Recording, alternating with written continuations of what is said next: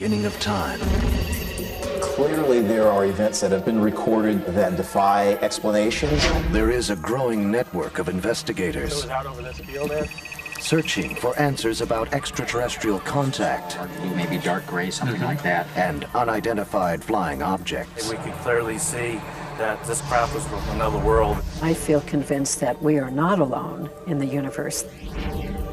It wasn't 30 seconds, after they told me that I had a piece of metal in my arm, that I knew where it came from. I want to know the truth. I want to know why these beings are here. I'd like to know where they come from. They say information is being withheld from us. We know they're lying. They're stonewalling us, man. Because the readings do change quite a bit right over. There's no indication how the animal died, what killed it, and what happened to it in terms of the disfigurement. Follow these UFO investigators on the trail of a mystery that has eluded us for thousands of years as we journey into the secret world of close encounters.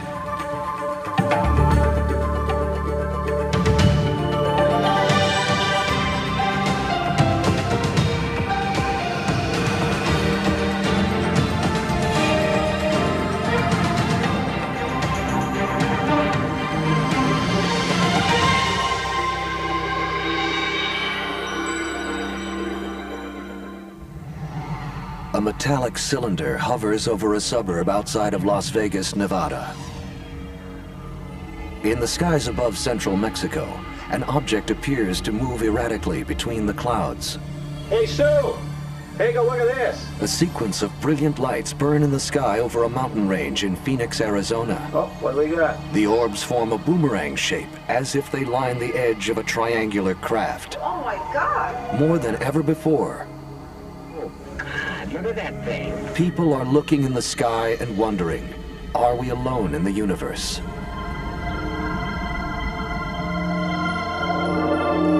Oh, there it is. There's another one. Here's something which is observed by citizens around the world. О, дочка, еще одна, смотрите, прям туда летит, а? Every language, culture, Going towards it. nation, and there's nothing else on the planet that has that kind of reach. However, people are pretending like nothing's happening. National UFO Reporting Center, good afternoon. But according to a worldwide network of UFO investigators called ufologists, something is happening.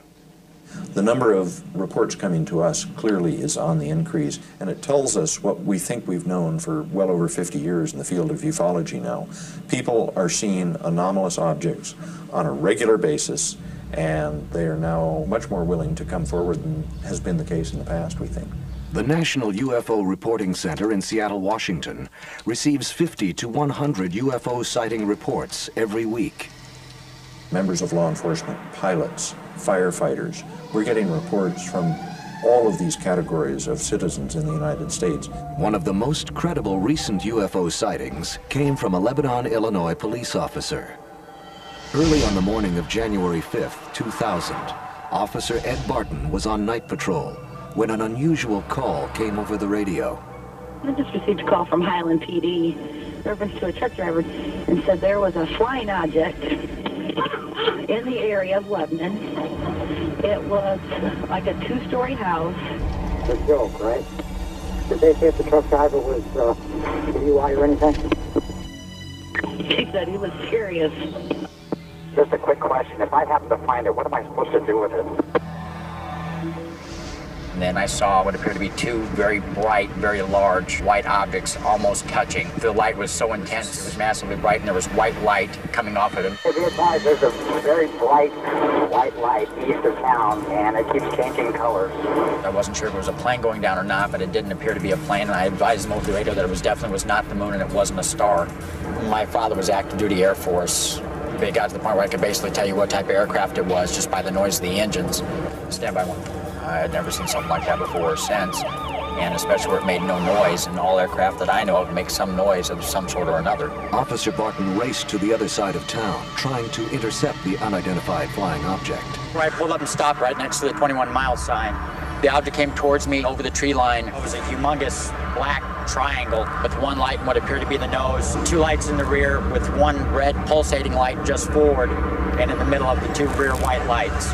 It was heading northwest, and then it turned and sped off towards the Shiloh area. The officer radioed ahead, hoping others might verify this unbelievable sight he was witnessing. If the Shiloh officer looks up, they can probably see it by now. I see something, but I don't know what that is. I've got that object inside also. Are you serious? It's huge. 15 miles away in a town called Highland, 66-year-old Melvern Knoll, a miniature golf course owner, was heading home for the night when he spotted a brilliant light moving in his direction. I happened to look toward the northeast up in the sky, and I thought, boy, that's an awful bright star up there, and why, that's moving, coming this way. So I just kept my eyes on it. I thought, well, what the heck is it? But when it got closer, I could see that it looked like a two-story home up there floating right over the treetops here. And as it got right in line with me, it seemed like it slowed down a little bit and like it put a beam on me. It scared me. Between 4 and 5:30 a.m., a total of 15 people, including 5 law enforcement officers, reported seeing these crafts over parts of Illinois and Missouri. As with most UFO claims, not everyone believed the story. I knew I'd get a lot of joking and ribbing and kidding about it, and that's why at first I wasn't going to call or even report it. If it would happen to me, I wouldn't have admitted it to anybody. I probably would have kept it to myself. Forrest Crawford and David Marler are members of the worldwide non-profit Mutual UFO Network. Wood Street. This is his business right here. Based in nearby St. Louis, Missouri, the two researchers heard about the incident He was back there when he saw the object. and launched an investigation to try and determine what was behind the sightings. Where it's going to take you, you never really know. Is it going to frighten you or not? Is it going to amaze you or not? Some people will see a strange object in the sky, and the decision that they'll make about it will be to go into denial, because that's more comfortable than admitting that it might be something otherworldly, other dimensional, alien, or just something that they couldn't explain. So this was all black, dark blue, maybe dark gray, something like that. Crawford and Marler conducted interviews with all eyewitnesses willing to come forward. And these were so bright that I had to squint when I looked up at it. Comparing eyewitness accounts is essential to determine if the UFO could have been a misidentified jet aircraft or an unusually bright star. You said that there were 6 windows on the side of the object. Yes. It had like a penthouse up on top of the 2-story windows, a smaller little room up there with some windows in it. Okay. Confident that the testimonies were credible, Crawford and Marler set out to identify the origin of the flying object.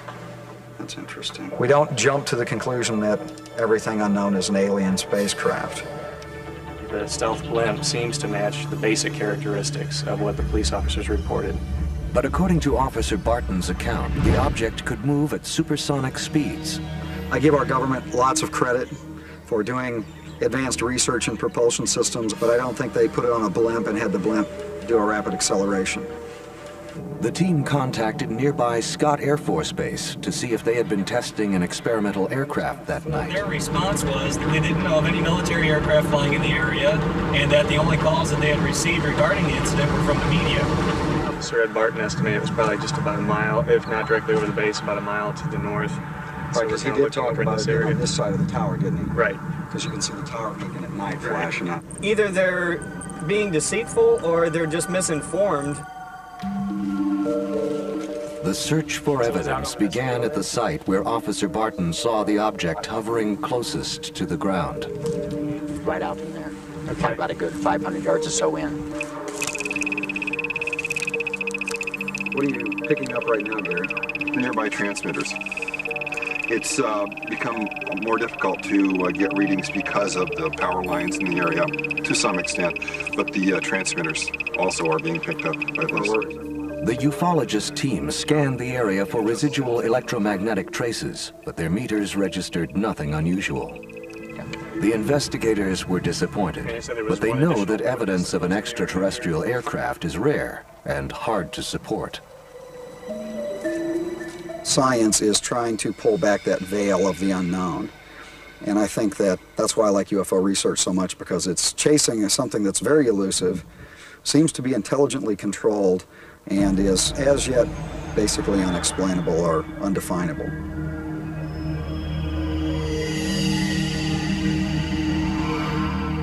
Dr. Michael Shermer is the publisher of Skeptic magazine and a self-proclaimed debunker of UFO sightings. It's not that interesting to me to say, well, these people are wrong, although it's necessary to do that occasionally. More important is to ask, why is it that they are so convinced this is real when there's no evidence for it? And it has to do with the fact that the human brain evolved to be a pattern-seeking machine. We look for and find patterns in nature to try to make sense of our world, and then weave stories to put them in context. We're pretty good at that, good enough to survive as an evolved primate species, but not so good that we don't make mistakes that we do all the time. What exactly hovered over these Illinois fields is still a mystery. But this wasn't the first time a triangular-shaped aircraft has been sighted. Hey, Sue, take a look at this. On the evening of March 13th, 1997. All right, you tell me what it is. Thousands of eyewitnesses reported seeing a mysterious craft hovering over the city of Phoenix, Arizona. The thing that puzzles me is they can't be ordinary streetlights.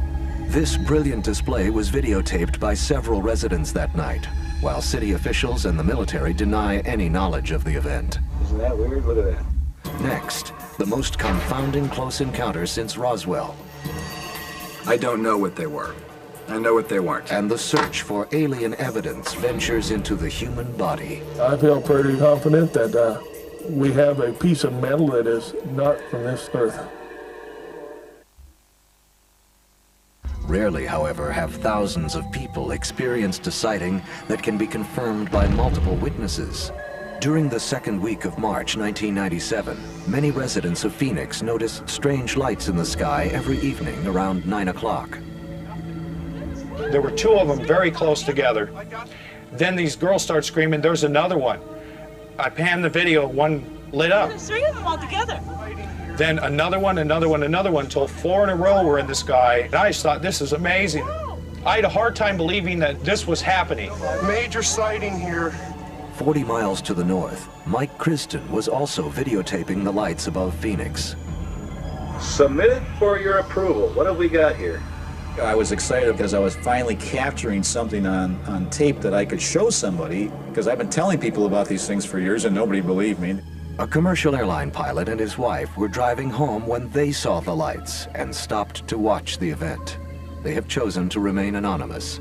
I've been flying for 30 years, and I'm used to looking up in the sky and knowing what I'm seeing. And so as it went overhead, I went, it's not a fighter fighter, so it must be a heavy aircraft. And it struck me that, no, it's not a heavy aircraft because there's no sound. Then the realization hit me that, wow, I don't know what I'm looking at.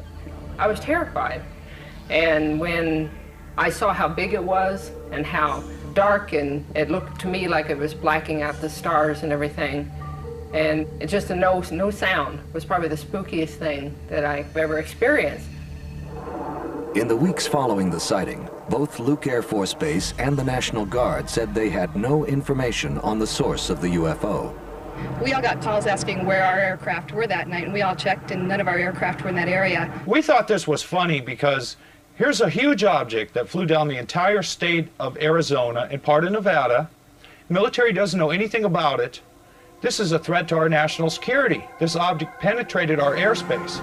Several months later, the military abruptly reversed itself. As we looked onward a couple months later, we found out we had visiting aircraft, or TDY aircraft. Another spokesperson reported on the local news that the aircraft belonged to a visiting National Guard unit that was dropping flares. Each aircraft had to make one final pass over the range to jettison those flares. It's just a potential answer. We're not saying this is the answer. We're just saying this is yet another piece of the puzzle that could explain those lights. I've dropped those flares from my aircraft in Vietnam. I've been on the ground in Vietnam when those flares have been illuminating us. And I've also seen them many times as a fighter pilot as they're illuminating the target area.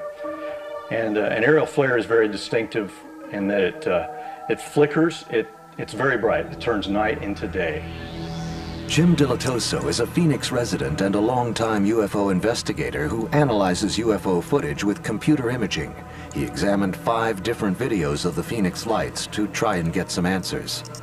We know that they were not flares. Flares don't fly in a formation overhead. Whatever everyone saw, it was not on radar. And the air traffic controllers in Phoenix that saw that object that night were stunned. By the photos that we analyzed, we found it to be approximately 1 mile wide. There certainly seems to be some kind of a secrecy that's veiled over this, and I can't quite put my finger on what it would be, but it does seem to be something that's trying to get us to believe that it's a very simple explanation. I don't know what they were. I know what they weren't. They weren't flares, they weren't airplanes, they were not a formation of fire balloons, they weren't holograms. So what are we left with? We're left with either a lot of people are lying about what they saw, or a lot of people are lying, covering it up. If it was extraterrestrial, it's something very different than any other kind of UFO sighting that's been reported before. In the months that followed, Court TV began to track the story, a first for the U.S. justice system. Now, a UFO activist group is suing. They're suing the government, saying it did not search hard enough for an answer. It's inconceivable to me that the Department of Defense, whose responsibility is security and intelligence, does not have any information on this object. In early 2000, criminal lawyer Peter Gersten, founder of Citizens Against UFO Secrecy, set out once and for all to get answers about the reported sightings over Phoenix. The Phoenix Lights over the city of Phoenix was but one episode, one event where this object was seen. It was seen in the Hudson Valley in New York throughout the 80s and almost on a weekly basis in 1987. It was seen in Belgium in 1990. This object is seen so often you would think that it would be the lead story and it'd be the #1 priority to identify this object, especially in the age of terrorism. We have an absolute and unconditional right to know the truth, and that's why we go into court without lawsuits. Gersten filed suit against the Department of Defense under the Freedom of Information Act. When the military argued it didn't have any information on the Flying Triangle, the judge ruled that Gersten could see what was in their files. However, when they complied with the ruling, the Department of Defense provided only a small list of keywords it used to search its database. This is Peter Gersten. Can I speak to Scott, please? Gersten again challenged the government's response, and the Department of Defense asked the court to have the case thrown out. Yes, I was. He wanted my fax number so you could fax me the judge's decision. The attorney and many who followed the case eagerly awaited the ruling and the truth about the Phoenix Lights. Okay, here we go. History in the making. So it's going to be a detailed decision, so that's for sure. So it might set precedent no matter what he finds. After weeks of legal wrangling, the judge ruled for the Department of Defense, and the case was dismissed. But the military had been challenged, and Gersten vows to continue the fight for government disclosure. It's hard to believe that the Department of Defense has no information on what this object is. They know what this object is. They've been studying the object. If it's not theirs, then they know whose it is or what it is. It's really, I think they're lying. There's no question about it. It's ridiculous. When you videotape something and you have evidence of it, and you call the local military and they tell you, we don't care.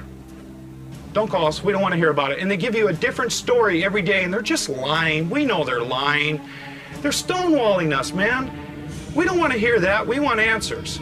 Oh, this is the Hudson Valley one, May 1988, 9:30 p.m. Does the government not tell us everything that they're doing, particularly with military top secret aircraft? Yeah, I think that's absolutely true. Does that mean it's extraterrestrial? No, it doesn't. And in fact, this is probably the explanation for the Phoenix Lights and so many of these sightings. Our government, for reasons of national security, is not going to tell us everything.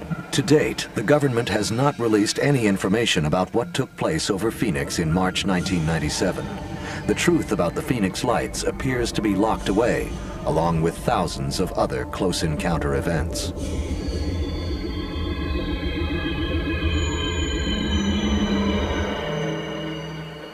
But not all close encounters can be so easily ignored. Some claim they have evidence that aliens are abducting humans for nefarious experiments. Come, Lord Jesus, be our guest. May these gifts to us be blessed. Amen.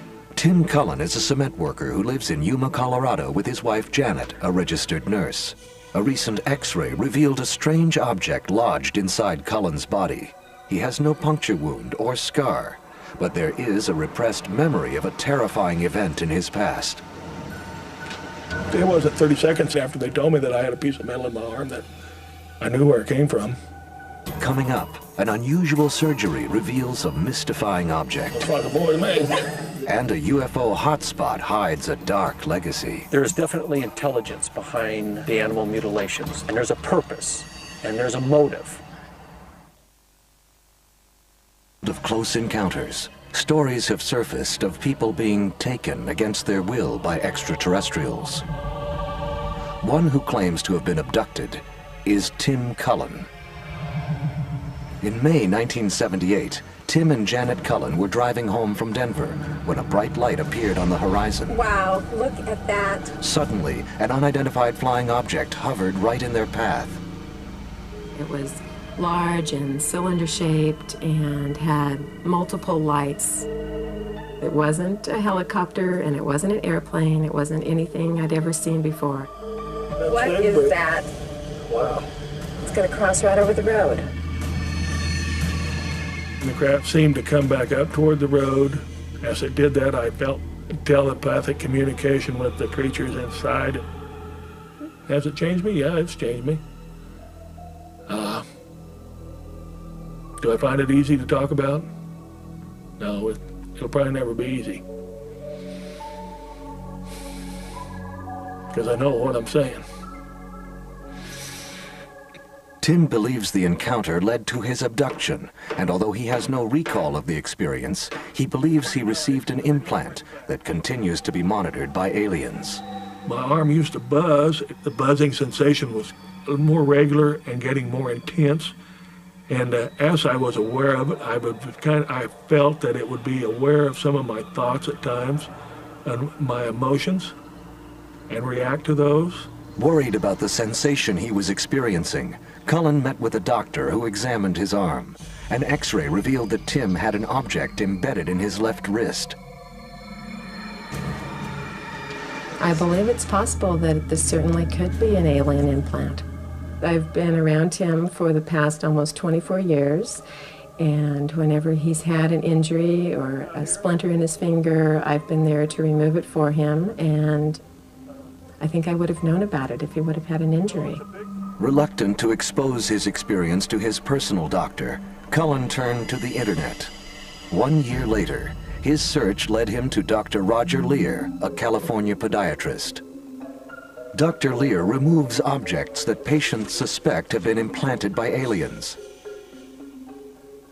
I am 100% convinced that, number one, these objects are placed in the human body by someone or being using a technology which far exceeds our, because we do not have the ability to put something in the body without making a portal of entry, and that's just where it starts. Dr. Lear carefully screens all his patients before considering an implant removal. The individual must have a conscious recall of some involvement with a UFO or an abduction scenario. Over the years, the number of qualified participants have multiplied. Tim Cullen meets the criteria and agrees to travel to Los Angeles to have the object removed by Dr. Lear. When Tim had the surgery scheduled, I really wanted to go along with him because I'm a registered nurse and I wanted to make sure that everything was done, the right techniques were followed, but yes, I was apprehensive about it. I am not afraid of anything, no matter how they come at it or what they do. I figured they'd studied me for 20 years. Couldn't prove it was an alien implant until it was taken out. You can say what you want, but you got to have proof, Tim didn't want to tell anybody the story for 20 years for fear of reprisals against him and his family. This was a very compelling, human scenario which propelled me into doing something for him. The day of the surgery, a group of ufologists and journalists assemble to witness the event. General Surgeon Dr. John Matriciano is on hand to perform the procedure. He he is skeptical of making an alien connection to a piece of debris found in the human body. I'm basically a non-believer. You know, I think it's somewhat arrogant of us to think that if there were some creatures that come see us. Don't breathe too much, you're going to pass out. Cullen is numb for the entire procedure. Make a small incision right here. Not a big.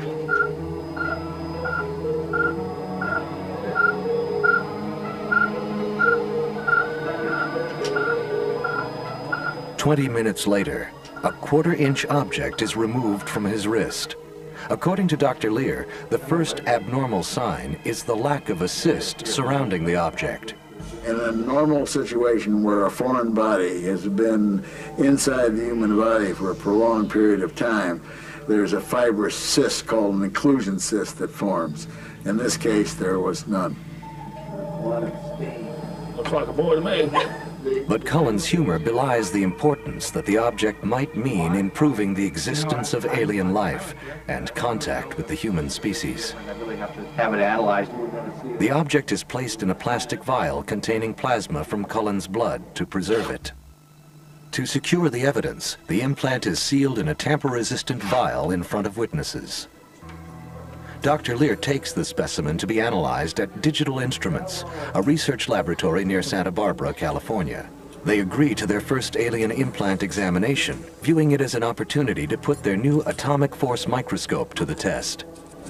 So that's the sample here, and I'm going to put him on a little bit of epoxy here. Dr. Irene Rivenko has a PhD in biology and is also a medical doctor. Under the microscope, the so-called implant appears to have some unusual traits. I've never seen really this kind of pattern. I would guess that people who work on material science can see this kind of structure on some metal, maybe. But in biology, I've never really seen anything like that. Puzzled by the lack of a fibrous cyst, she probes what looks like a thin membrane encasing the object. We just cut a little piece of this material and we're going to let it dry in air. This is what we get after a few minutes in air. And this part here is still very squishy, very soft. If I press on the other part of the tissue, here it's very hard. It looks like a resin, something like a plastic. I've never seen this before in human tissues. A second opinion from a government laboratory that chooses to remain anonymous found the object to be highly unusual, amorphous and magnetic, a combination that does not exist in any form of metal today. Exactly what this object is remains unclear, but Dr. Lear is hopeful that each removal brings us closer to the source of these objects, whether earthly or not. Some of the things that we found in the implant surgery, such as the membrane, which seems to allow a foreign object to be placed in the human body and prevent the human body from rejecting it, I think is the most important thing. And if we could understand this better and duplicate it, why, we would have a tremendous benefit to medical science. Though the tests are not conclusive, Cullen still believes the implant is better off in the hands of science than in his own. I'll tell you what, that research on the membrane has made me feel real good. I think it's the only truly piece of this puzzle that we can solve for right now. People around him have been very supportive. I was kind of, I guess, naive, thinking, well, we'll go to California and if you have this removed and then we'll just go back to our little life in Yuma, but that's not the way it's been. Tim has wanted to get the word out about what happened to him and to get more people aware of it. It's definitely different than life used to be. This is a donation can for Tim Cullen, sending him one way to Mars. All donations is welcome. Tim, I'm going to present this to you. Well, thank you, Mary. Since the surgery, Tim Cullen's tale of an alien abduction has made him a celebrity and a curiosity in Yuma, Colorado. Although he knows many are skeptical of his story, Cullen says the event was real, and it's happening to others. I wonder if anybody here tonight has had any experience. Barbara Lamb is a regression therapist who specializes in treating patients who believe they've had contact with aliens. This is a picture of my family, my extraterrestrial husband, and my 2 hybrid sons.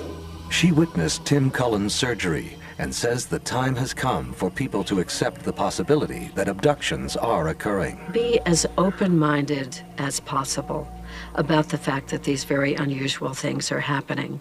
I think that there has been a lot of prejudice about UFOs and extraterrestrials and people who claim to experience these contacts. Whoa. Yeah, that one's, Oh my that one's the gosh. one. That one's the Wow. one. That's my husband. Her weekly support group has been growing steadily for 5 years. I just had this really large-headed being with this low chin take me on a ship, and then they put me back down. The people can discuss their own experiences and compare notes with other people. And when they talk to other people who've met some of the same beings or have had some of the same procedures happen, and yet these people who seem to be very normal, likable, functional people, that's very reassuring to each one of the experiencers.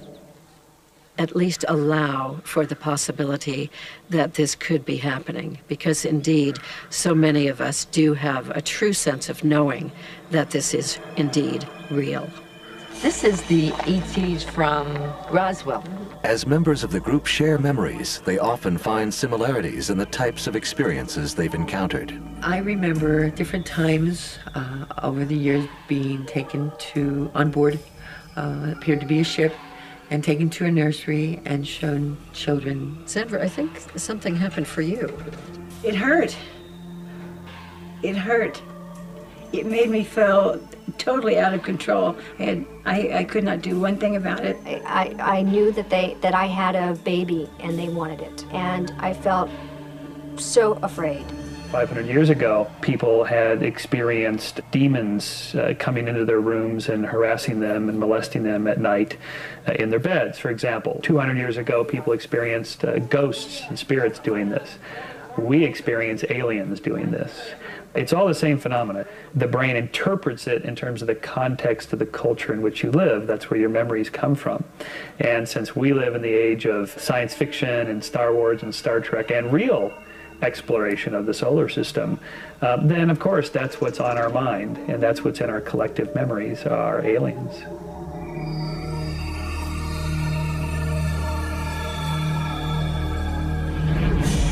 That's a mute there. It's found in a potato barn. Humans aren't the only ones supposedly having encounters with aliens. Animals are being killed and mutilated in a cycle of mysterious serial killings that have lasted more than 30 years. Yeah, look at that. The heart was taken out. They shredded it and brought it through the ribs. Next, are aliens abducting and mutilating animals? I've seen so many of these cases that I think the average person would be horrified. Colorado's San Luis Valley is a melting pot of Old West ranchers and New Age seekers. It seems the last place on Earth to harbor a dark legacy of abduction and death. Chris, the readings do change. A rash of unexplained animal killings in the western United States has ravaged the ranching community for more than 3 decades. Denver area police officer Ken Storch has logged hundreds of hours crisscrossing Colorado's San Luis Valley, searching for evidence to the mutilation mystery. During his service as a sergeant in the Air Force, Storch says he witnessed a UFO incident and was forced to sign a document preventing him from disclosing details of the incident. Although he won't discuss specifics, Storch says the event launched him on a lifelong quest to uncover the truth about close encounters. I think my 26 years in law enforcement allows me to bring a perspective to the phenomena and in investigating it. There are certain questions that have to be asked. Who, what, where, and why. We know where, but it seems that the San Luis Valley is a hot spot, and it's a reoccurring event. As to who, we don't have that information. As to why, we don't have a motive. But we know it's happening because we have hard physical evidence. Hundreds, perhaps thousands of cattle, horses, deer, and dogs have been found butchered. What's more, UFOs are reported to frequent the area. Seeking answers, Storch sought out a local journalist, Chris O'Brien, author of 2 books on the San Luis Valley. Welcome back to paradise. Thank you. O'Brien has investigated sightings, alleged close encounters, and numerous animal mutilations in the area.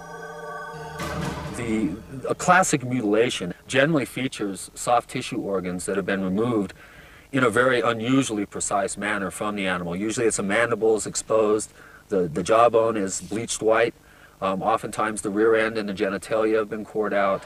That's, yeah. Look at that. The heart was taken out.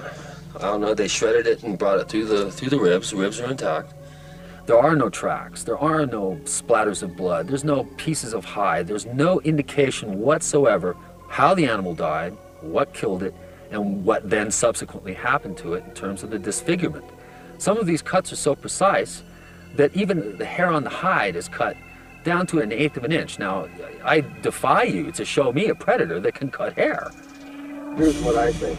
You went that way, the way you did. Yeah. And then you went this way. Some suggest a dark cult might be responsible. Others say, because of the laser-like incisions found on the carcasses, our military is involved. There are also rumors of an alien connection due to the high incidence of UFO sightings. Go ahead and get a reading for magnetic anomalies.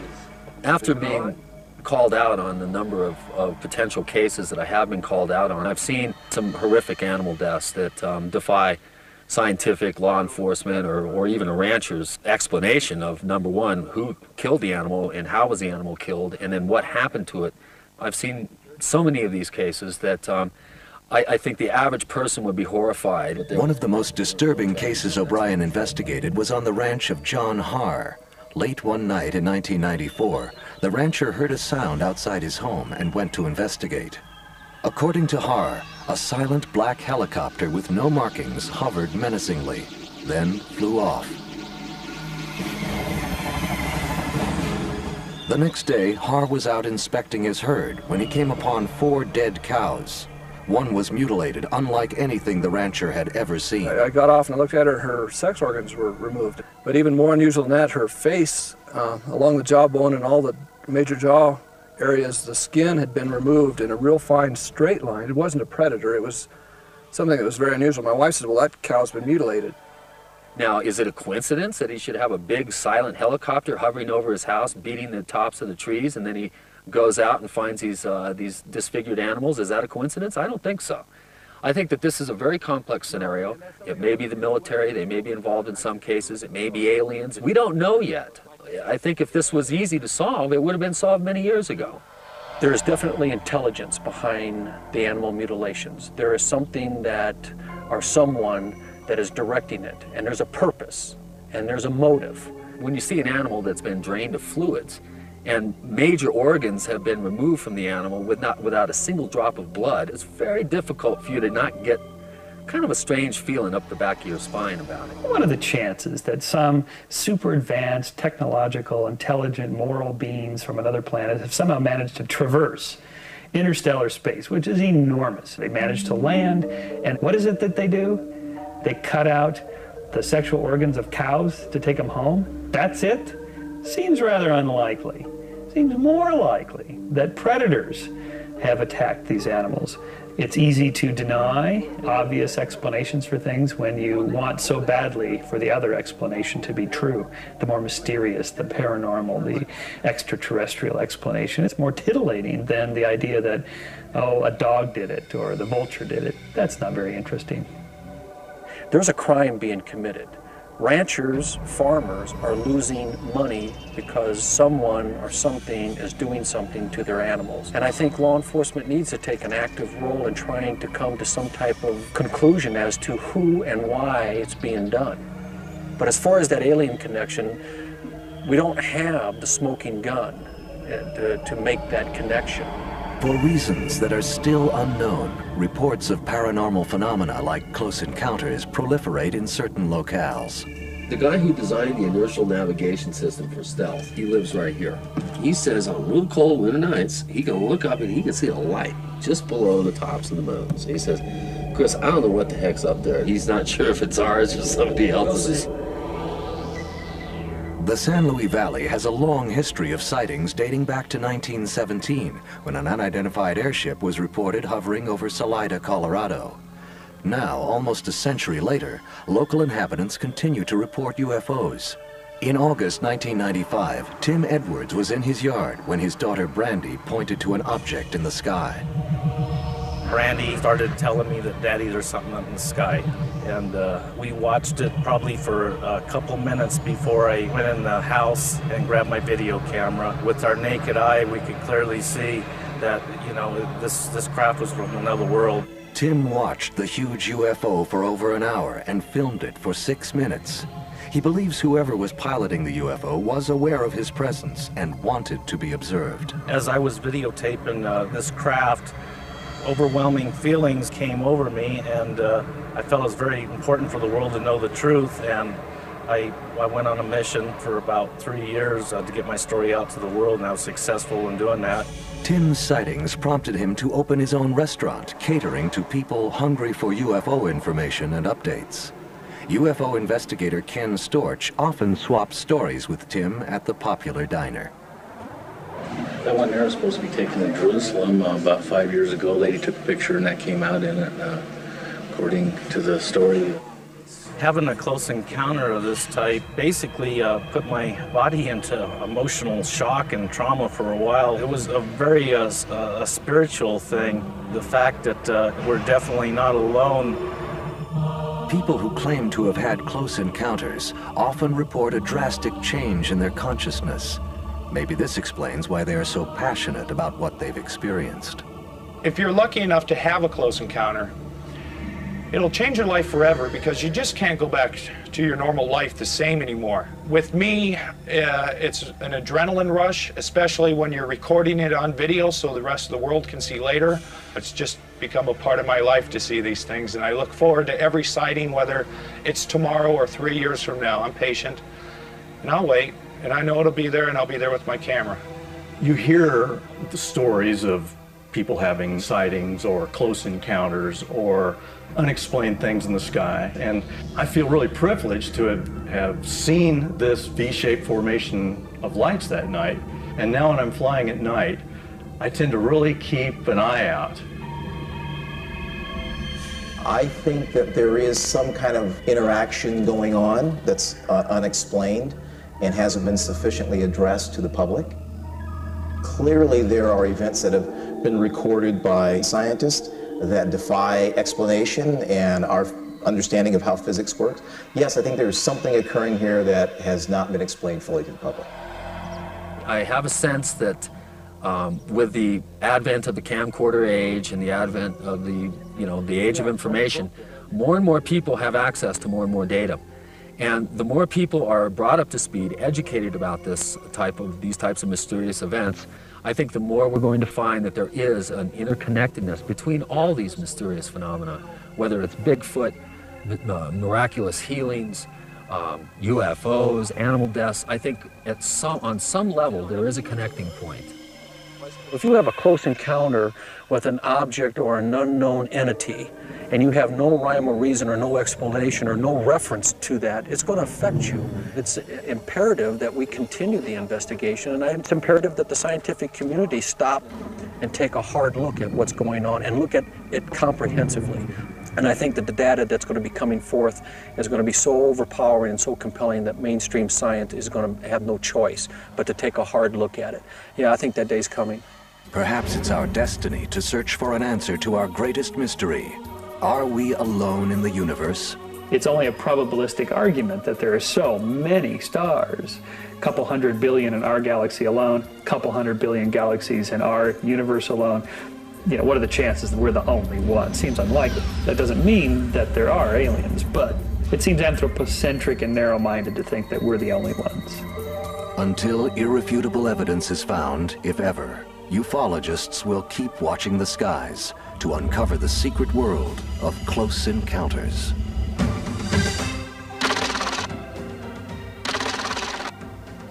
Who do I trust? Me! Al Pacino is Tony Montana. The last time you're gonna see a bad guy like this again. Scarface coming up next.